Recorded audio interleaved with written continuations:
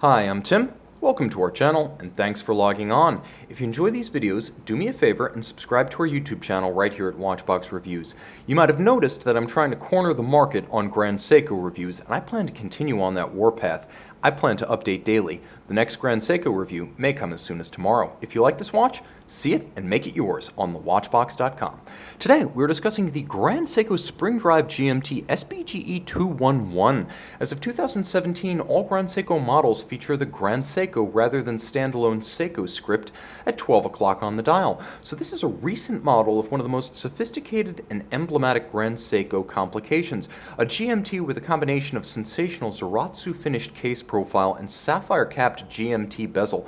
This is a gorgeous watch, and I love the look of it. Even though I'm not necessarily an oversized sports watch guy, I adore the metallic finish of the bezel underneath the sapphire cap and the panoply of beautiful finish, color, texture, and plane on the dial. It fits easily on my wrist. It's a big watch, make no mistake, at 44 millimeters across the round of the case, but it sits securely. From lug to lug, you can see there's a little bit of curvature or camber of the case, so it wraps around your wrist, and it's a manageable 50.7 millimeters across the wrist lug to lug. Now, with the addition of the end links, that is, it would be 50.7 if you wore it on a strap. With the end links of the bracelet, it's a still wearable 52.5. You will note that the watch is substantial, but it's not excessively thick. 48, or I should say 14.8, that would be a tall watch, sits nicely on the wrist and easily fits beneath a dress cuff of a jacket or a blazer. You might even find that it fits beneath the dress sleeve underneath the jacket. It's a surprisingly compact watch. The lug spacing, for those who must accessorize, and I know you've got to scratch the itch from time to time, is 21 millimeters, so you'll find a bevy of OEM and aftermarket strap options.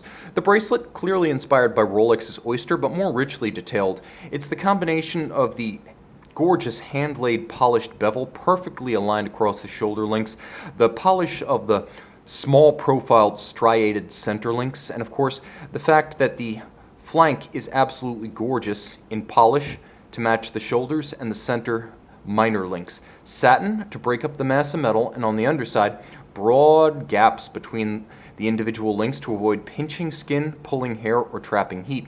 You will note that on this steel bracelet, Grand Seiko uses screws for sizable links, and the clasp is quite secure. It's not a dive clasp. Folks who are used to diving-style sports watch clasps can get used to the slim profile that this one affords. It has a nice curvature to the actual clasp body itself, so it'll trace the arc of the underside of your wrist, and the twin trigger system affords you absolute security. You must depress both from opposite sides to open the clasp. It's not friction fit, it's not a clamshell. Grand Seiko doing things nicely. And look at the detail. You actually have a matte finish within the logo frame and then raised and polished relieved Grand Seiko logo. Attention to detail is a strong suit of this watch, and you'll see it in the profiling of the case flank. It's anything but a simple Seamaster beveled case or a Rolex Super case with its squared off ends and its sheer sides. This one is actually fairly sensuous and gorgeous in its profiling. You can see that curvature from the side and how the top of the case is stepped out from the bottom with an arc that transitions between the two. You'll also note that the bevel is gorgeous, and this is where Grand Seiko shows its quality by executing hand finish by eye and hand pressure and experience against a spinning tin milling plate. They call it Zaratsu finish. I call it beautiful. What it is an example of hand finish on a product that costs substantially less than the vast majority of Swiss hand-finished cases. Go ahead, try to pay under $10,000 for a hand-finished Swiss watch. You're going to be waiting for some time.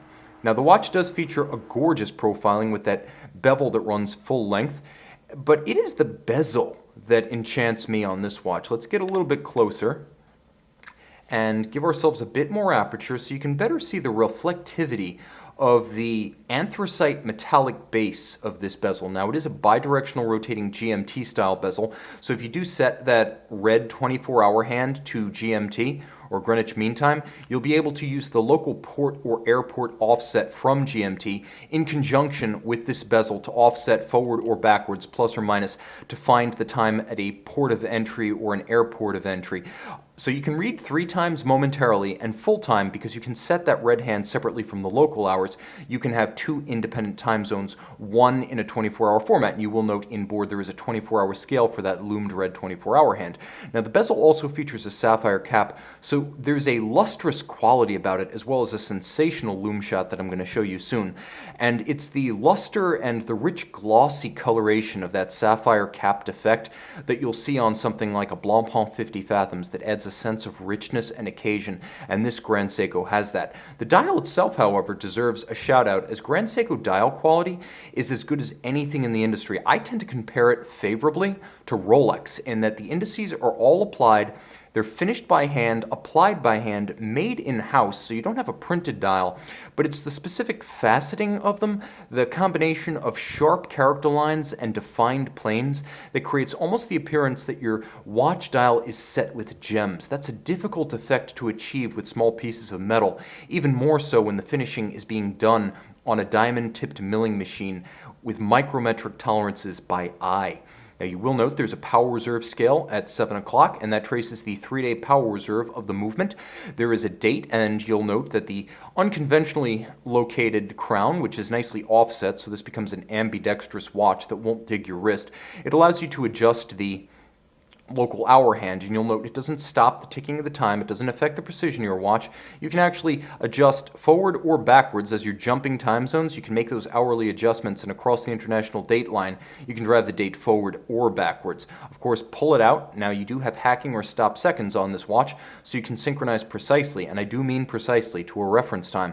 The watch features a Grand Seiko spring drive caliber, which means you have a unique hybrid of a quartz oscillator for precision and a purely mechanical drive system, so that you can't see it underneath this case back, which affords us 200-meter water resistance. This watch does feature a Grand Seiko proprietary Calibre 9R66 GMT. You have automatic winding, the 3-day power reserve, you have the hacking seconds, the second time zone, and you have spring drive, which is a unique system built by a watchmaker, tuned by a watchmaker, whereas some watches are auto quartz, where you have a rotor that turns and charges a dynamo and charges up by virtue of that dynamo a capacitor or a battery. There's no motor, there's no battery, there's no capacitor in this watch. There is a unidirectional rotating wheel geared directly to the hands that is indirectly connected to the spring of the mainspring barrel, and that spring energy creates the motion you see here. The quartz oscillator serves only to regulate the speed at which that hand can progress, which is why it has no steps. The regulator moves only in one direction, spinning rather than bouncing back and forth like a Swiss lever escapement, which is why this is a completely smooth hand with no stacker whatsoever. And it gives you quartz precision, as you can count on accuracy of plus or minus 15 seconds per month. Remember, that's the average quartz watch in terms of precision, so you're still getting the soul of a mechanical with quartz precision. And on top of that, remember the Swiss chronometer, COSC certified, can deviate daily by -4 plus 6 seconds. This watch is the real deal, the full package, an absolute sensation. See it and make it yours. Both time zones and 44 millimeters of it on the watch box. And I'm back with the Grand Seiko Spring Drive GMT, the SBGE201. With the 2017 dial, you can tell by night that doesn't really matter. It's the bezel, the hands, the indices, the loom, a supernova in steel. See it and make it yours on the watch box.